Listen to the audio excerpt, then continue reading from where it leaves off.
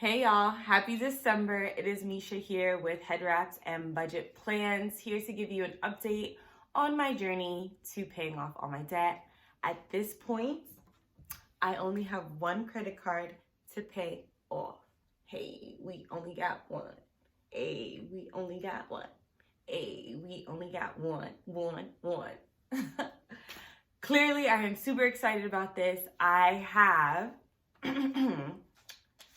$2,686.43 left until I am credit card debt free. Yes, thank you for the applause. So with that being said, I have student loan debt that is coming up for me to pay off very shortly, and then I just have my lease, but that is something that I'm not going to be looking into ending early, just because I got my car in January, so it hasn't even been a full year, so it's too early to do that. However, there are a lot of different options for folks who are looking to end their lease, swap their lease out, and I highly recommend those for folks who want to do it. I'm just in a point in my life where I'm not about to stress myself out with that, and I just have accepted my stupid tax and will pay this car note. But once this car is done, I will be buying a new one, or new to me car, cash only, so I will get rid of that car payment. Yes, but that's a whole nother video and a whole nother topic. Today I wanted to come and tell you about paying off this Chase credit card. So I originally bought this Chase credit card about a year ago now, and it was because it was a travel credit card, which I really wanted at the time. And I knew I had a lot of big purchases happening in terms of buying my condo, specifically to furniture. And Chase, the Sapphire Preferred card, had a promotion that if you spent $3,000, you got 65,000 travel points, which was something that I was super into and was super excited and decided to apply and got it. Long story short, fast forward, I had about $6,000 in debt, again, for my furniture on that credit card. And I started my debt journey, my debt-free journey, back in August. So during that time, I have been aggressively tackling my debt using the snowball method, which is a method that I was introduced to by Dave Ramsey, who I will link in the description box. I love Dave Ramsey. I love his whole Ramsey Solutions community, etc. So I definitely highly recommend him for anyone who is just getting into personal finance. So just to explain real quick what the snowball looks like, essentially you list out all of your debts from the smallest to the largest. And what you do is you pay off the minimums of all your debts except for that smallest debt.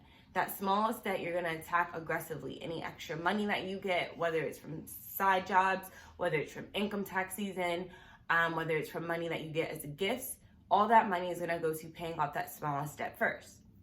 And then once you pay off that smallest debt, you move on to the second smallest debt, and all the minimum payments that you took from debt A are now gonna be applied to debt B, which will essentially mean that your payments get larger and larger, just like a snowball, as you go down your list to eliminate all your debt. So that has been the strategy I've been using prior to the Chase card.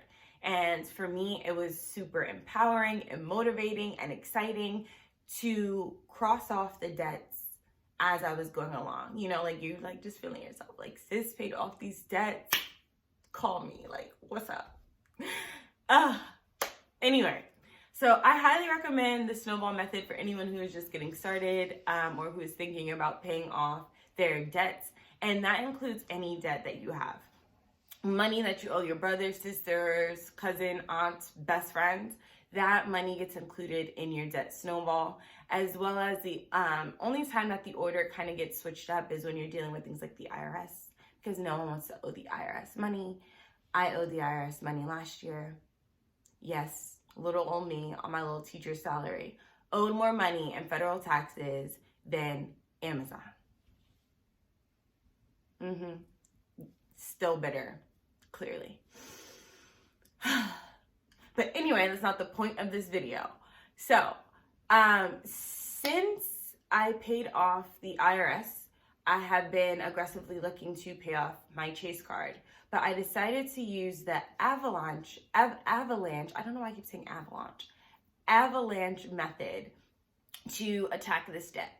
And this method is different than the snowball because instead of listing your debts from the smallest to the highest, you're going to list them based off of the interest rate. So the debt that has the highest interest rate is the debt that you are going to list first on your paper. And what you decide to do then is you aggressively pay off the debt with the highest interest rate.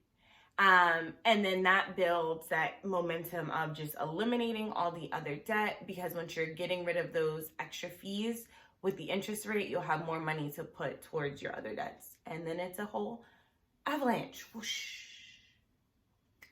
So this is a method that I've been using for 2 reasons. Number 1, I just graduated with my second master's. So I'm still in the grace period for my student loans. So mathematically, I don't have to make any payments on those yet. So I thought this would be a great opportunity for me to try this other method, just because I think being able to speak from my own personal experience will help others with their journey. Number 2, I wanted to give you all my honest opinion on which method did I think was best for me. And so far what I am seeing is this method is not for me. Because I feel like I've been paying off this debt for forever.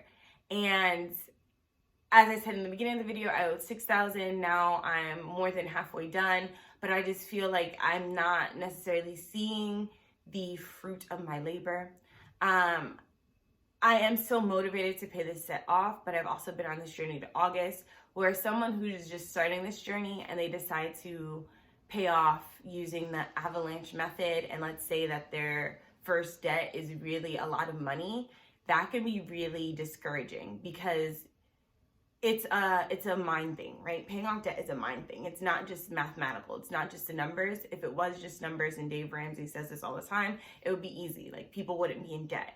But it's a psychological process in which I feel that the snowball method helps you out in terms of gaining that momentum and gaining that desire to pay off debt, that excitement to pay off debt.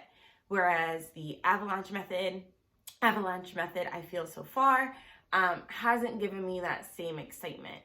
And I'm not the type of person who needs like instant gratification either, which I know some people are, and I'm not knocking that. But for this method to be discouraging for me, and I'm not that type of person, I can only imagine what that would be like for people who like to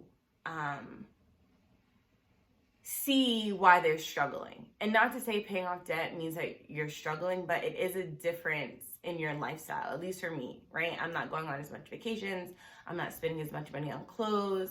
I am going to the library instead of like bookshops or Barnes & Noble, things like that. So there is a change in your lifestyle, and those changes come with sacrifices. And if you're not seeing your sacrifices pay off, that can get to be a pain. So personally, for me, I think the snowball method is the best.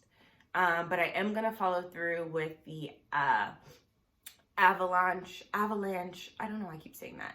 The avalanche method, just to see it through and to give you more insight into the process for myself. But I'm hoping, because I have some overtime money and some side hustle money coming in, that I will be paid off.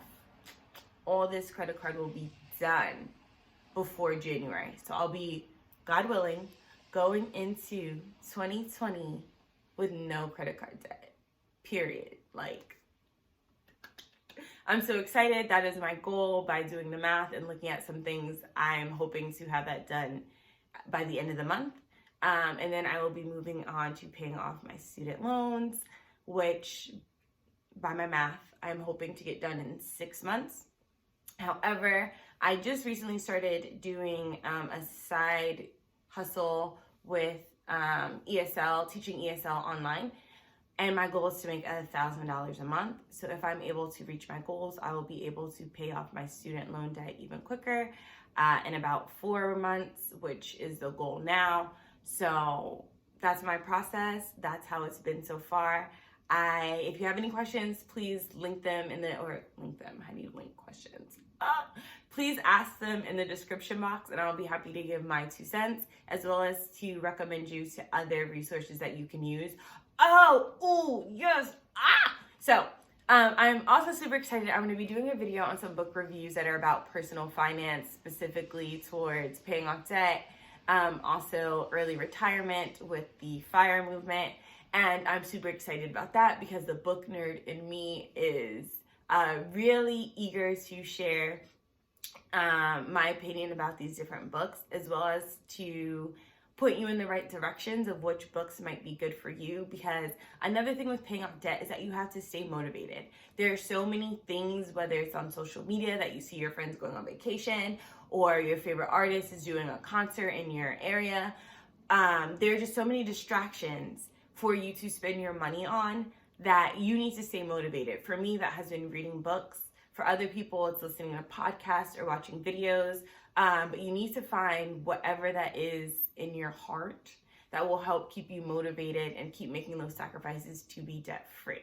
So I will be doing a book review on about 5 personal finance books that I have been reading or I have read, and giving my honest opinions on them, and hopefully making some recommendations to you beautiful people. So yes, we're starting off December with a bang, hoping to be credit card debt free by the end of December. That is all I want for Christmas. Yes. So yeah, until next time, see you. Bye. Okay, it's not working.